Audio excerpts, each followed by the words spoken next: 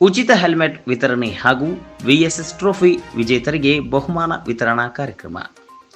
ಬೆಳಗಾವಿ ಜಿಲ್ಲೆ ರಾಮದುರ್ಗ ತಾಲೂಕಿನಲ್ಲಿ ಜನಪರ ಕಾರ್ಯನಿರ್ವಹಿಸುತ್ತಿರುವ ವಿಜಯ ಸೇನಾ ಸಮಿತಿ ಬಡವರಿಗಾಗಿ ಬಡ ರೈತರಿಗಾಗಿ ಹೆಲ್ಮೆಟ್ ವಿತರಣೆ ಕಾರ್ಯ ನಡೆಯಿತು. ಹೌದು ವೀಕ್ಷಕರೇ, ಸಮಾಜದ ಹಿತದೃಷ್ಟಿಯಿಂದ ಯೋಚಿಸಿ ದ್ವಿಚಕ್ರ ಬೈಕ್ ಸವಾರರಿಗೆ ಹೆಲ್ಮೆಟ್ ಅತ್ಯವಶ್ಯಕವಾಗಿರುವುದರಿಂದ ಹಾಗೂ ಪೊಲೀಸ್ ಇಲಾಖೆ ದಂಡ ವಿಧಿಸುತ್ತಿರುವುದನ್ನು ಗಮನಿಸಿ ವಿಜಯ ಸೇನಾ ಸಮಿತಿ ಪೊಲೀಸ್ ಇಲಾಖೆ ಮುಖಾಂತರ 100 ಹೆಲ್ಮೆಟ್ ವಿತರಣಾ ಕಾರ್ಯಕ್ರಮ ನೆರವೇರಿತು. ಕಾರ್ಯಕ್ರಮವನ್ನು ಉದ್ಘಾಟಿಸಿ ಮಾತನಾಡಿದ ತಾಲೂಕು ಪಂಚಾಯಿತಿ ಕಾರ್ಯನಿರ್ವಾಹಕ ಅಧಿಕಾರಿ ಬಸವರಾಜ ಐನಾಪುರ್, ಸಾಮಾಜಿಕ ಕಳಕಳಿ ಹೊಂದಿರುವ ಸಂಘಟನೆ ಅತಿ ವಿರಳ. ನಿಸ್ವಾರ್ಥವಾಗಿ ಕಾರ್ಯನಿರ್ವಹಿಸುತ್ತಿರುವ ವಿಜಯ ಸೇನಾ ಸಮಿತಿ ಇನ್ನೂ ಹೆಚ್ಚಿನ ಸಾಮಾಜಿಕ ಕಾರ್ಯ ಮಾಡಲಿ ಎಂದರು. ಸಿಪಿಐ ಐಆರ್ ಪಟ್ಟಣಶೆಟ್ಟಿ ಮಾತನಾಡಿ, ಅಧಿಕಾರಿಗಳನ್ನು ಗಮನದಲ್ಲಿಟ್ಟುಕೊಂಡು ನಡೆಸಿದಂತಹ ಕ್ರಿಕೆಟ್ ಟೂರ್ನಮೆಂಟ್, ಜೀವರಕ್ಷಣೆ ಕಾರ್ಯವಾಗಿ ರಕ್ತದಾನ ಹಾಗೂ ಉಚಿತವಾಗಿ ಹೆಲ್ಮೆಟ್ ವಿತರಣೆ ಹೀಗೆ ಸಾಮಾಜಿಕ ಹಿತದೃಷ್ಟಿಯಿಂದ ಕಾರ್ಯ ಮಾಡುತ್ತಿರುವ ಸಂಘಟನೆ ಇದಾಗಿದ್ದು, ಆರಂಭದಲ್ಲಿ ಮಾತ್ರ ಶೂರತ್ವ ಇರದೆ ಕೊನೆಯವರೆಗೂ ಹೆಚ್ಚಿನ ರೀತಿಯಲ್ಲಿ ಸಾಮಾಜಿಕ ನಿಸ್ವಾರ್ಥತೆಯಿಂದ ದುಡಿಯಬೇಕು ಎಂದರು. ಈ ಸಂದರ್ಭದಲ್ಲಿ ಹೆಸ್ಕಾಂ ಸಹಾಯಕ ಕಾರ್ಯನಿರ್ವಾಹಕ ಅಭಿಯಂತರರಾದ ಶಿವಪ್ರಕಾಶ್ ಕರಡಿ, ಪಿಎಸ್ಐ ಸವಿತಾ ಮುನ್ಯಾಳ್, ನೀರಾವರಿ ಇಲಾಖೆ ಅಭಿಯಂತರರಾದ ಶ್ರೀನಿವಾಸ ಅರಿಶಿಣಗೋಡಿ, ತಾಲೂಕು ಪಂಚಾಯತ್ ಎಡಿ ಎಎಸ್ ಕುಂಬಾರ್, ಗುತ್ತಿಗೆದಾರ ಮೈಲಾರಿ ಬಶಿಡೋನಿ, ವಿಜಯ ಸೇನಾ ಸಂಸ್ಥಾಪಕ ಅಧ್ಯಕ್ಷರಾದ ವಿಜಯ್ ನಾಯಕ್ ಉಪಸ್ಥಿತರಿದ್ದರು. ದ್ಯಾಮಣ್ಣವರ್ ಕಾರ್ಯಕ್ರಮವನ್ನು ನಿರೂಪಿಸಿದರು. ಮಹಾಲಿಂಗಪ್ಪ ಇಟ್ನಾಳ್ ವಂದಿಸಿದರು. ಅದಕ್ಕೆ ಸಮಾಜಮುಖಿ ಕಾರ್ಯ ಏನು ಅಂತ ಏನಾದರೂ ನಾವು ನೋಡಿದರೆ ಬಹುಶಃ ಬಹಳಷ್ಟು ಸಂದರ್ಭಗಳಲ್ಲಿ ಏನಾಗಿರ್ತದೆ ಅಂದರೆ ಶೂನ್ಯ ಆಗಿರ್ತದೆ. ಆದರೆ ಇವತ್ತಿನ ದಿನ ಅತ್ಯಂತ ಅರ್ಥಪೂರ್ಣವಾಗಿ ವಿಜಯ ನಾಯಕರವರು ತಮ್ಮ ಜನ್ಮದಿನವನ್ನು ಉಚಿತ ಹೆಲ್ಮೆಟ್ ವಿತರಣೆ ಮಾಡುವ ಮೂಲಕ ಅರ್ಥಪೂರ್ಣವಾಗಿ ಆಚರಣೆ ಮಾಡಿಕೊಟ್ಟಿದ್ದಾರೆ. ನಮ್ಮ ಜೀವನದ ಬಗ್ಗೆ ನಮಗೆ ಖಬರ್ ಇರಲಾರದೆ, ನಮ್ಮ ಮನೆ ಹಿಂದೆ ಇರ್ತಕ್ಕಂಥ ಮನೆಯವರ ಬಗ್ಗೆ ಯಾವ ಚಿಂತೆಯೂ ಕೂಡ ಇರಲಾರದೆ,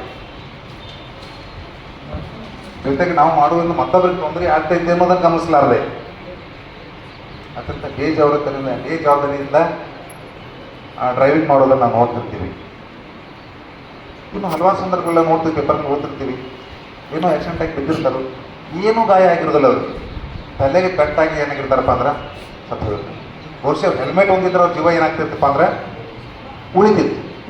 ಅತ್ಯಂತ ಖುಷಿಯ ವಿಚಾರ. ಯಾಕಂದರೆ ಹಲವು ರೀತಿಯಲ್ಲಿ ಜನ್ಮದಿನವನ್ನು ಆಚರಿಸ್ಕೊಳ್ತಾರೆ.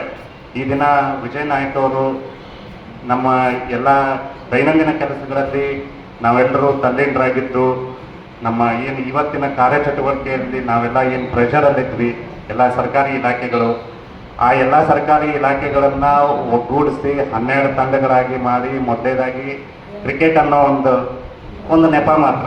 ಯಾಕಂದರೆ ನಾವು ಎಲ್ಲರೂ ಪ್ರತಿ ದಿವಸ ಒಂದು ಸಮಾಜದಲ್ಲಿ ನಾವು ನಮ್ಮ ಇಲಾಖೆಗಳ ಕೆಲಸಗಳನ್ನು ತಲ್ಲೀನರಾದಾಗ ಒಬ್ರಿಗೊಬ್ರು ಸರಿಯಾಗಿ ಮಾತಾಡ್ತಾ ಇರೋದಿಲ್ಲ. ಅವತ್ತು ಒಂದು ದಿವಸ ನಮಗೆ ಅದಕ್ಕೆ ಅವಕಾಶ ಕಲ್ಪಿಸ್ಕೊಟ್ರು. ಅದಾದ ನಂತರದಲ್ಲಿ ರಕ್ತದಾನ ಹಮ್ಮಿಕೊಂಡ್ರು.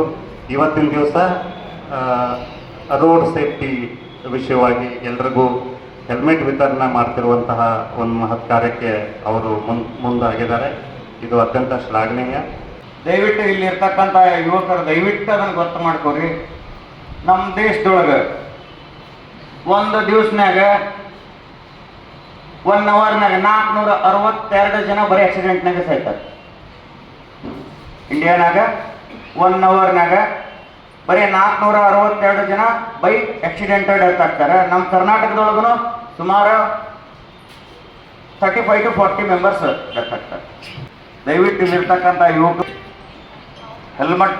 ಹೆಲ್ಮೆಟನ್ನು ಧರಿಸದೇ ಇರುವ ಕಾರಣಕ್ಕಾಗಿ ಒಬ್ಬ ಆಕ್ಸಿಡೆಂಟ್ ಆಗಿ ಒಬ್ಬ ಕುಟುಂಬವನ್ನು ನಿರ್ವಹಣೆ ಮಾಡ್ತಕ್ಕಂಥ ವ್ಯಕ್ತಿ ಏನಾದರೂ ಡೆತ್ ಆದಂದ್ರೆ ಟೋಟಲಿ ಆ ಕುಟುಂಬ ಡೆತ್ ಆದಂಗೆ ನಮ್ಗೆ ಗೊತ್ತು. ಇಲ್ಲಿರ್ತಕ್ಕಂಥ ಯುವಕರಿಗೆ ನನ್ನೊಂದು ವಿನಂತಿ ಏನಪ್ಪಾ ಅಂತಂದ್ರೆ, ಒಂದೊಳ್ಳೆ ಕಾರ್ಯಕ್ರಮವನ್ನು ವಿಜಯ ಸೇನಾ ವತಿಯಿಂದ ವಿಜಯ್ ನಾಯಕ್ ಮಾಡತ್ತಾರೆ. ಭಾಳ ಖುಷಿ ವಿಚಾರ. ಏನು ಖುಷಿ ವಿಚಾರ ಅಂತಂದ್ರೆ, ಅವ್ರೇನೋ ಮತ್ತೇನಾದರೂ ವಿತರಣೆ ಮಾಡಿ ತಮ್ಮ ಹುಟ್ಟು ಹಬ್ಬವನ್ನು ಆಚರಣೆ ಮಾಡ್ಕೋಬೋದಿತ್ತು. ಆದರೆ ಅವರು ಹೆಲ್ಮೆಟ್ ವಿತರಣೆ ಮೂಲಕ ಅವರ ಹುಟ್ಟು ಹಬ್ಬವನ್ನು ಅವರ ವಿಜಯ ಸೇನಾ ವತಿಯಿಂದ ಇವತ್ತಿನ ದಿವಸ ಇಲ್ಲಿ ಆಚರಣೆ ಮಾಡ್ತಾ ಇದ್ದಾರೆ. ಸುಮಾರು ಒಂದು 100 ಹೆಲ್ಮೆಟ್ಗಳನ್ನು ಇಲಾಖೆಗೆ ಇವತ್ತಿನ ದಿವಸ ಅವರು ಹಸ್ತಾಂತರ ಮಾಡತ್ತಾರೆ. 100 ಹೆಲ್ಮೆಟ್ಗಳನ್ನು ಹಸ್ತಾಂತರ ಮಾಡತ್ತಾರೆ ಅಂತಂದ್ರೆ, ಈ 100 ಜನ ಆದ್ರೂ ಕೂಡ ಆಕ್ಸಿಡೆಂಟಲ್ಲಿ ಅವರ ಪ್ರಾಣ ಹೋಗದ ಹಾಗೆ ರಕ್ಷಣೆ ಮಾಡಿದರೆ ಅದಕ್ಕಿಂತ ದೊಡ್ಡ ಈ ದೇಶಕ್ಕೆ ಮಾಡಿರ್ತಕ್ಕಂಥ ಸೇವೆ ಇನ್ಯಾವುದೂ ಅಲ್ಲ ಅಂತೇಳಿ ನಾನು ಭಾವಿಸ್ತೀನಿ. ನಾನು ನಿಮಗೆ ಎಷ್ಟು ಜನ ನಿಮ್ಮನ್ನ ಸ್ತುತಿ ನಿಂದೆಗಳನ್ನು ನಿಮಗೆ ನೀಡ್ತಾರಲ್ಲ, ಅವೇ ನಿಮ್ಮ ಹಾರೈಕೆಗಳ ನಿಮ್ಮ ಸಂಘಟನೆಗೆ, ಬೇರೆ ಏನೂ ಅಲ್ಲ. ಅವೆಲ್ಲಗಳನ್ನು ನೀವು ಹೆಂಗೆ ಎದುರಿಸ್ಬೇಕಪ್ಪ ಅಂತಂದ್ರೆ ಮಾತಾಡಿದವರಿಗೆಲ್ಲ ಹೋಗಿ ಮಾತಾಡಿ ತೋರಿಸಿ ಎದುರಿಸೋದಲ್ಲ. ಒಂದಿಷ್ಟು ಜನ ಹಂಗೆ ತಮ್ಮ ಪಾಡಿಗೆ ತಾವು ಮಾತಾಡ್ಕೊಂತಿರ್ತಾರೆ, ನಾವು ನಮ್ಮ ಪಾಡಿಗೆ ಕೆಲಸ ಮಾಡ್ಬೇಕು. ನಮ್ಮ ಕೆಲಸದ ಆವಾಜ್ ಕೇಳಿಸ್ಬೇಕೇ ವಿನಃ ನಮ್ಮ ಬಾಯಿ ಆವಾಜ್ ಯಾರಿಗೆ ಕೇಳಿಸ್ಬಾರ್ದು.